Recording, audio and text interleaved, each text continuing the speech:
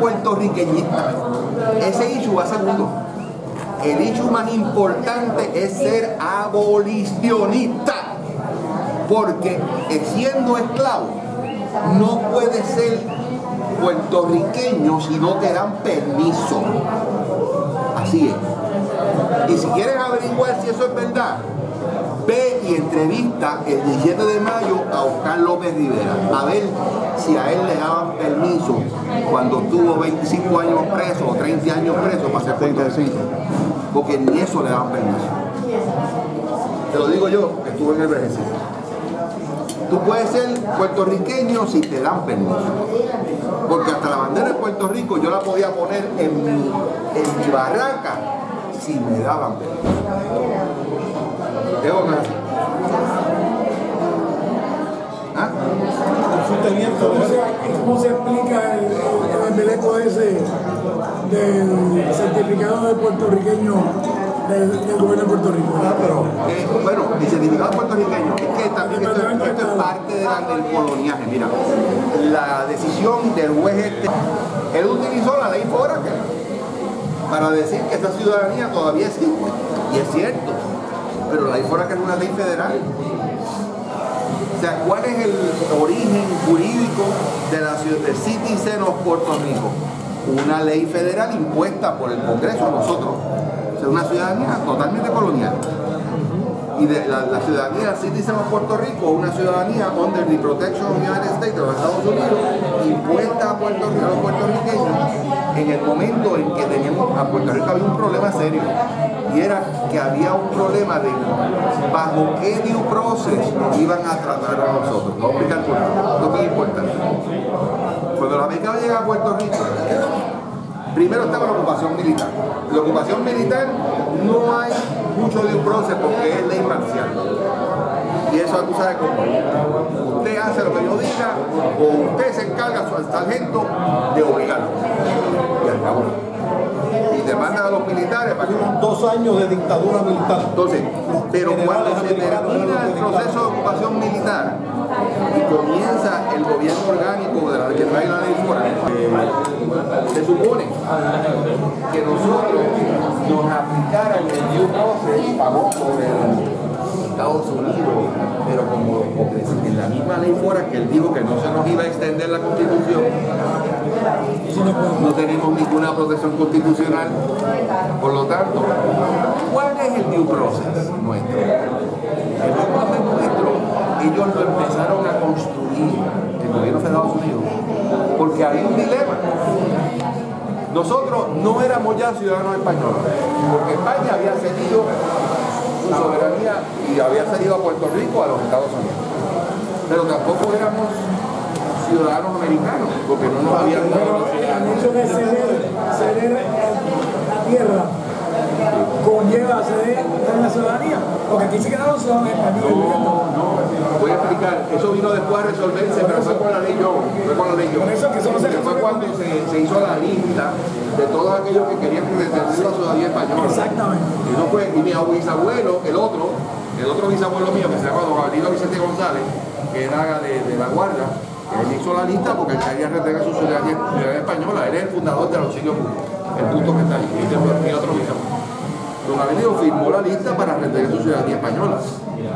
Pero lo que explico era que no estaba claro cuál era el proceso, porque nosotros no éramos ciudadanos españoles ya. España ya había cedido la soberanía que había traspasado Puerto Rico, lo había cedido a Estados Unidos. El due process. Se nos permitió en los casos insulares. Vamos a tener due process, debido proceso, cuando nos puedan afectar vida, libertad pública. Yo he exiliado allá. Estados Unidos quiere ¿cuál due process nos van a aplicar? ¿El de los blancos, el de los indios o el de los negros? Porque son tres diferentes. ¿Qué dice? Nosotros no tenemos que discutir nuestra soberanía con los norteamericanos y con el Congreso, porque eso es un derecho internacional y es en el foro internacional que hay que decidir la soberanía de Puerto Rico. Entonces, si todo ese derecho se desarrolló después y el tratado fue antes, entonces, ¿qué en realidad es lo que aplica?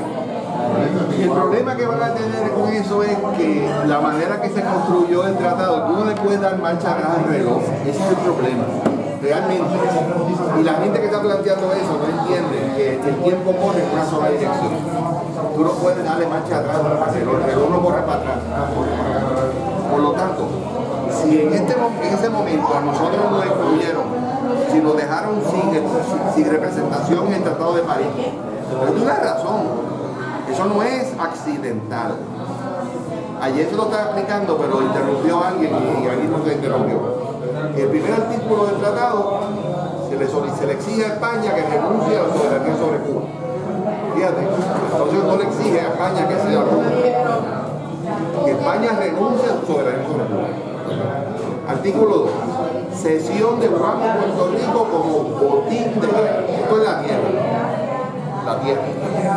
Cesión de la tierra, de la isla, de Guam y Puerto Rico como botín de guerra. Artículo 3.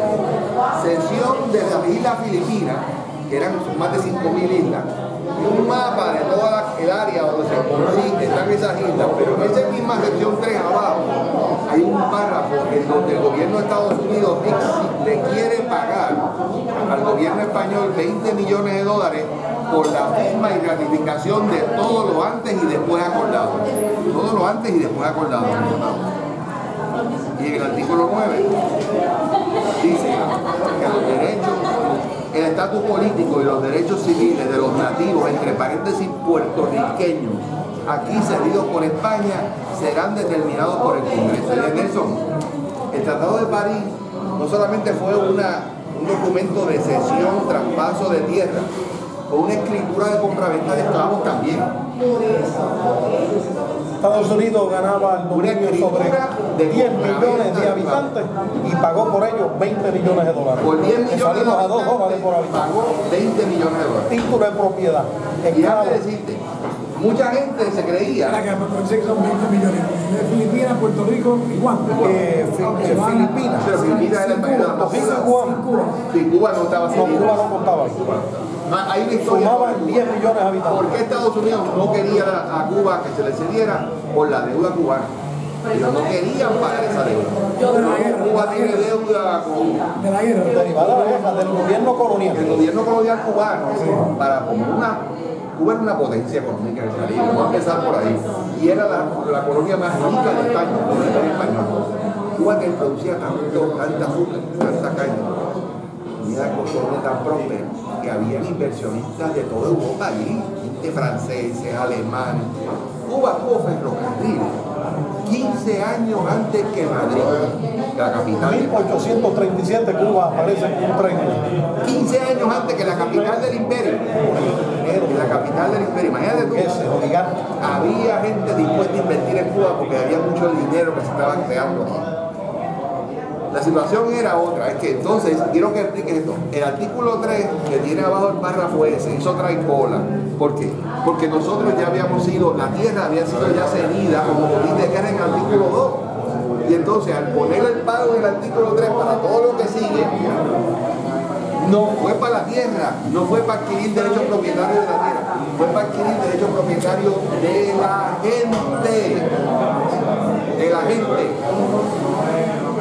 Y por eso es que no podían incluir como parte, porque las escrituras de compraventa de esclavos, los esclavos no pueden estar. Está el vendedor y el comprador. Bueno, okay. 41 años más tarde, el líder máximo de los estadistas boricuas denunció con mucho dolor y amargura que Puerto Rico estaba esclavo de Estados Unidos. Esto fue el periódico El Mundo, 1937. ¿Cuándo fue la liberación de los esclavos de Estados Unidos? La liberación viene con dos etapas, porque la proclama de emancipación se da 5 días después de la batalla de Antietam. 5 días. Lincoln era una cosa increíble, un político brutal. ¿Por qué él escogió 5 días después de la batalla de Antietam? La batalla de Antietam es una batalla que se barataron los dos ejércitos. Es una cosa de todo, tuvieron que dejar de pelear por los muchos muertos que habían de los dos lados. Una cosa espantosa. Y heridos. Lincoln a los 5 días tira el anuncio de la proclama de emancipación que comienza a ser efectivo el 1 de enero del 1863. Pero estamos todavía en septiembre 17 del 1862. cuando él tira la proclamación. La ciudadanía que nosotros tenemos es un capricho del Congreso, y yo quisiera que tú te lleves el documento de Fora, que el S249, ya te lo digo aquí, pero se lo vas a dar. Te tiene que estudiar, que ahí está todo. Esa es la Biblia para entender todas nuestras problemáticas. Porque Fora, que lo dice como 30 veces, nosotros tenemos poderes plenarios. Senate Report 249, 5 de febrero de 1900. Nosotros expresa la política pública de los Estados Unidos hacia los nuevos territorios coloniales. No se entiende lo que hace el gobierno de Estados Unidos si uno no va al documento de intención legislativa y ahí está la ciudadanía que americana. definió cómo iban a ser las relaciones metrópoli posesión colonial esclava. Te voy a explicar cómo es más o menos resumiendo. Primero, él da 20 ejemplos de 20 territorios que hasta ese momento, cuando originalmente se convirtieron en territorios, no se les había atendido la constitución de principio. Territorio Luisiana, territorio de la Florida. Aunque después se les 1819. aunque más tarde se les entendió. Y eso es para prepararte la camino. ¿Por qué? Porque es lo que quiere hacer la impresión de que esto es una cuestión técnica. Nosotros acostumbramos cuando adquirimos un nuevo territorio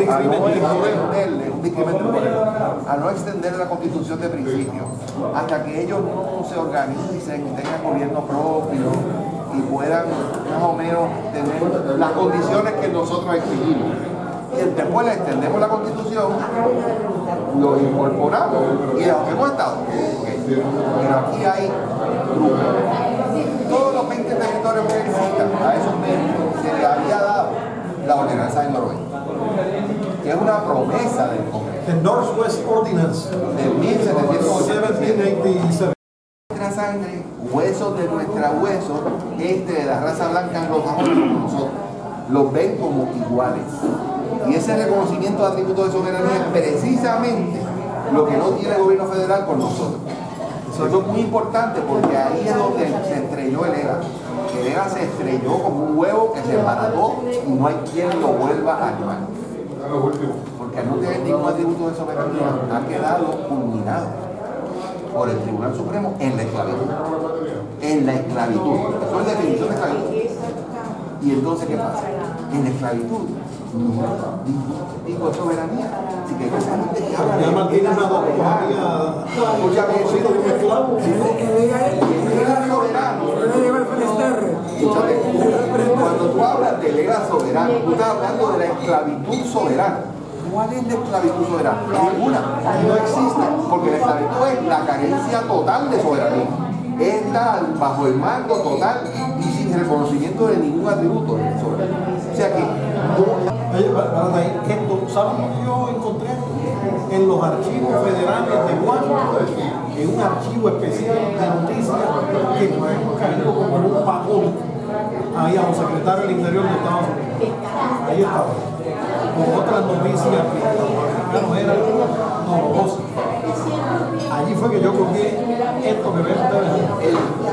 esa ordenanza nunca lo entendieron. Porque nosotros no entramos de esa forma, nosotros fuimos conquistados.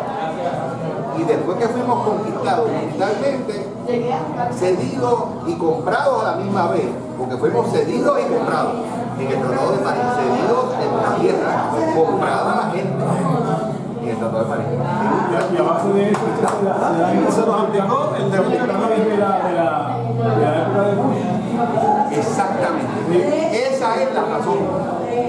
Dice que claro. ¿Cuál es la pregunta? Esa es la razón que el informe de Bush dice que el Congreso, que es el dueño de nosotros, es el dueño, no puede ceder el derecho de prestar. Cuando salió esa información, el informe de Bush, que para mí ha sido el más correcto de los informes, porque dice la verdad. Salí para hacer una que pueden cedernos, vendernos, permutarnos, cambiarnos, prestarnos, alquilarnos. la verdad. Eso no es pero no es una cosa, Nunca se profundizó. porque Aníbal hizo una conferencia de prensa diciendo que ese informe era un insulto al pueblo de Puerto Rico.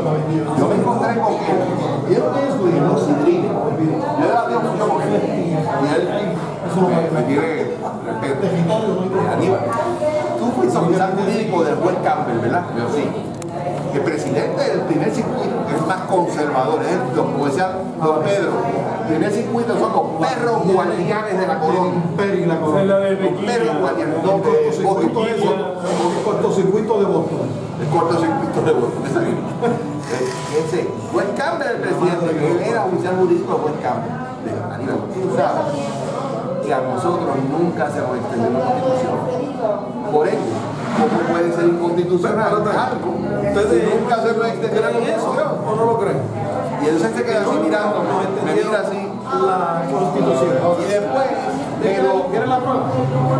Esto me lo dieron a mí en los US National Archives. mira, esa lectura Yo era referencista federal. Yo lo pedí en el día 1 de 15 días. El día antes de ir de regreso, me dice la referencista, Dr. Shea, here you have evidence that the US Constitution was never extended to you. Le dijo, Senate Report 249, 5 de febrero de pero mira, una lectura tremenda. Yo me grabé abogado. Es una clase de derecho constitucional de 7 pares esa lectura. Entonces, ¿por qué? Porque Cora dice, ¿Y qué hace la Corte Federal aquí? no puede tocar eso, porque la Corte Federal solamente brega con derecho doméstico.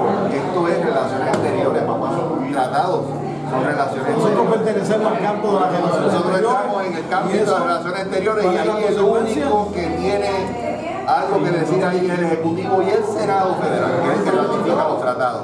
Ahí la Corte Federal no se mete ni el Tribunal Supremo. Y ahí llaman political question. No, ahí no podemos entrar. Porque la Constitución le da exclusividad al Ejecutivo y al Senado Federal sobre los tratados y las relaciones exteriores. O sea, que somos unos extranjeros esclavizados. Extranjeros Extranjeros esclavizados. Pero van a explicarte más. ¿Y por qué se habla tanto de la protección de la Constitución de Estados Unidos a los puertorriqueños? Por protección de qué? Lo que pasa es que la gente confunde lo que es Puerto Rico cuando una hay una diáspora que viene 5 millones afuera. A esa gente sí les aplica la Constitución. Lo que vive en Chicago, que es de Nueva York, a los que no le aplica lo que vivimos aquí. Hay que entenderlo. La gente es una pregunta. Perdón, aquí porque seguimos donde ahí dice que nos extendieron la Constitución. Si es algo fácil, una es la concesión del terreno El traspaso del terreno es como botín de y guerra. la otra es la compra de ciudadanos. ¿Cómo un ciudadano que lo Un compra? ciudadano compra de persona, porque no son ciudadanos. Con una persona que Si lo nos extendieron compra la Constitución americana. por el mero hecho de cambiar y salir de un territorio e ir allá a mainland, ya cambia. Si sí se puede Porque, escúchame por qué. Porque el Congreso